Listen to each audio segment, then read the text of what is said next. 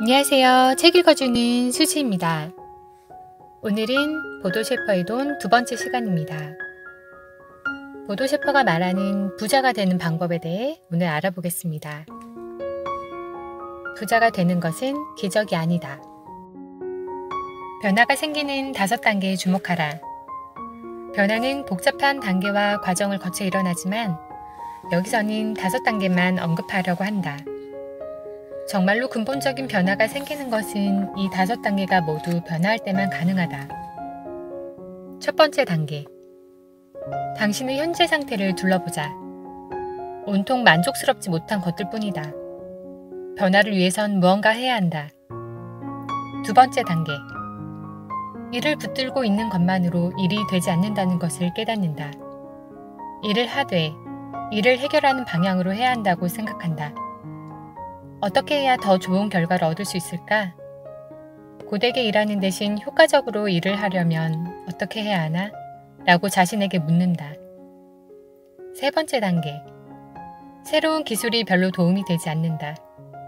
성공한 다른 사람들과 자신을 비교해보면 그들은 크게 힘들이지 않고 목표에 도달한 것처럼 보인다.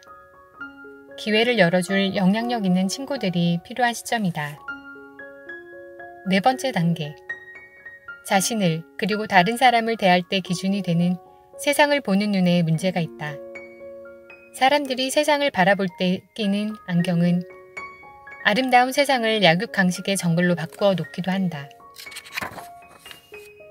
다섯 번째 단계. 가장 강력한 변화는 자신의 정체성을 바꿀 때 생긴다. 자기 자신을 바라보는 시각을 바꿔야 한다. 기적은 5단계에 걸쳐 실현된다. 당신이 한두 가지 테크닉을 배워서 빠르고 손쉽게 10억 원을 벌 생각이었다면 분명 책 내용에 실망할 것이다.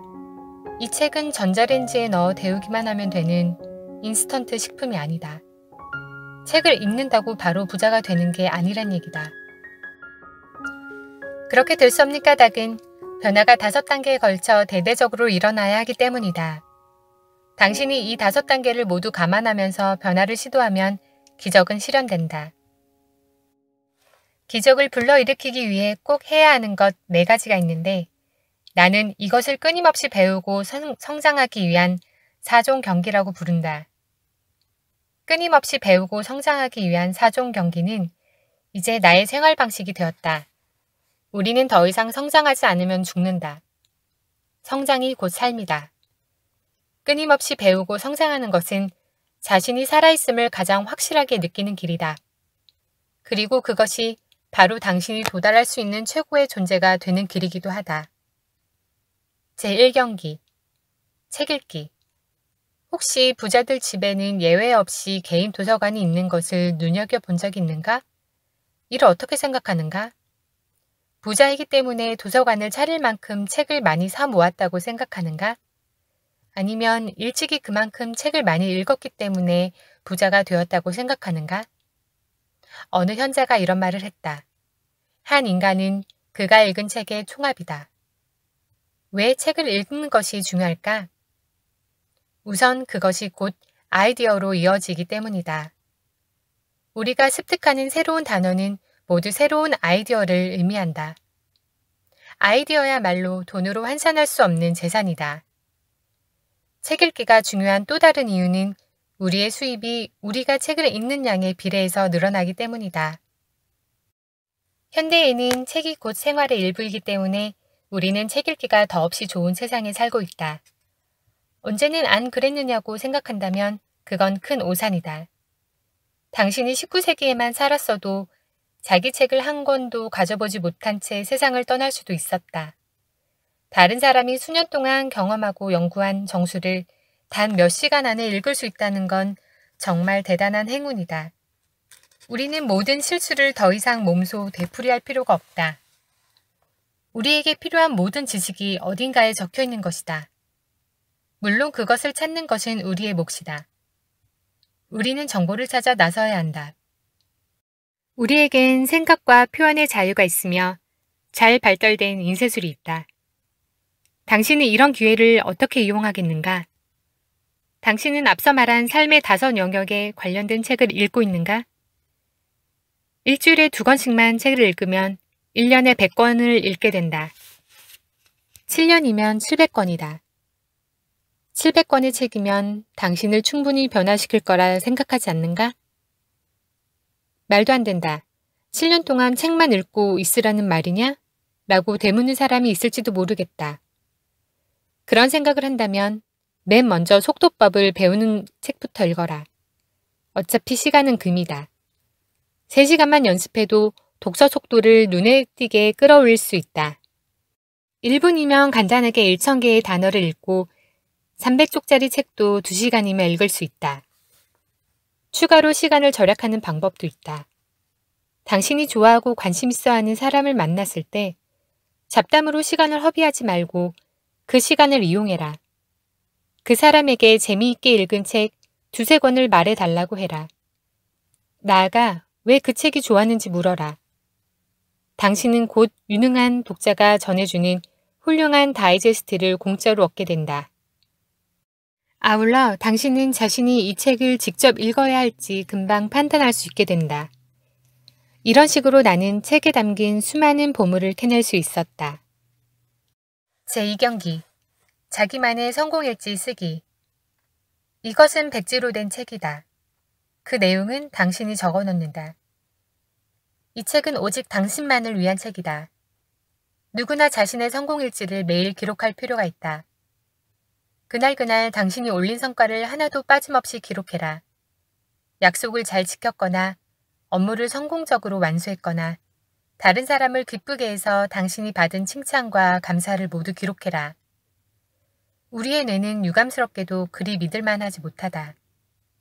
우리 뇌는 우리가 저지른 실수와 실패를 성공보다 10배 정도는 더 쉽게 그리고 오래 기억한다.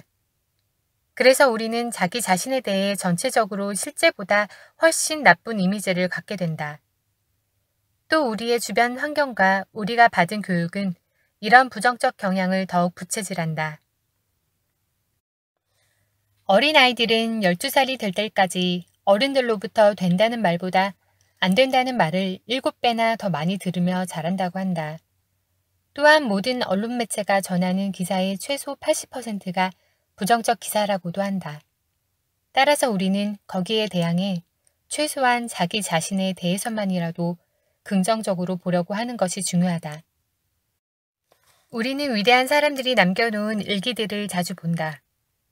흥미로운 것은 이런 사람 대부분이 자신이 큰 업적을 남기고 유명하게 되기 훨씬 전부터 일찌감치 자신의 삶에 대한 기록을 시작했다는 점이다. 그들도 처음 기록을 시작할 무렵에는 자신들이 나중에 그렇게 유명한 사람이 될 줄 몰랐을 것이다. 혹시 이런 매일매일의 기록들이 그들을 훗날 그렇게 크게 성공하도록 만든 것은 아닐까?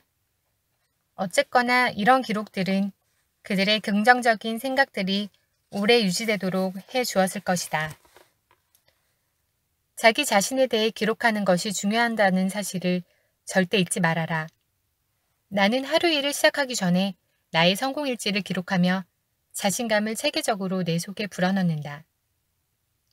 몇 년이 지나지 않아 그것은 나의 모든 아이디어들이 기록된 아이디어 사전이자 내가 만나서 반가웠던 모든 사람들을 기록한 인물 사전이자 실패를 통해 내가 몸소 배운 모든 것을 담고 있는 지식사전이 되었다. 자신감은 우연히 얻어지는 것이 아니며 그 중요성은 아무리 강조해도 지나치지 않다. 우리가 멈추어 서느냐 아니면 계속 나아가느냐는 항상 다음 단계로 나아갈 자신감을 갖고 있느냐에 달려있다. 우리는 경험을 통해 다음과 같은 사실을 잘 알고 있다. 자신감이 적은 사람은 언제나 위험을 피함으로써 자신을 보호한다. 하지만 위험을 감수하지 않는 사람은 아무것도 하지 못하고 아무것도 갖지 못하며 결국 아무것도 아닌 사람이 되고 만다. 어느 한 사람을 다른 사람과 다르게 만드는 것은 언제나 그 사람의 자신감이다. 그리고 가장 체계적이고도 효과적으로 자신감을 갖는 방법이 바로 성공일지를 쓰는 것이다. 당신이 어제나 오늘 올린 성과를 지금 당장 떠올려 보라. 무슨 일을 끝냈고 누구를 도와줬으며 누구한테서 칭찬을 들었는가? 당장 떠오를 것이 별로 없는 사람은 자기 가치의식을 좀 더 키울 필요가 있다. 지금 쓸 것이 적으면 적을수록 한시 앞이 성공일지 쓰는 것이 그만큼 절실하다는 뜻이다. 이미 충분한 자기 가치의식을 갖고 있다고? 물론 그런 분들 수준에 맞는 질문도 따로 준비되어 있다. 어떤 질문이 와도 자신 있는가? 자, 그럼 당신의 자기 가치의식이 진짜인지 자신에게 다음과 같은 질문을 한번 던져보자. 자신이 틀림없이 성공한다는 사실을 알고 있다면 당신은 어떤 목표를 향해 매진하겠는가? 대통령, 작가, 자동차 경주선수, 환경운동가, 대지주, 어떤 사람의 배우자 등등.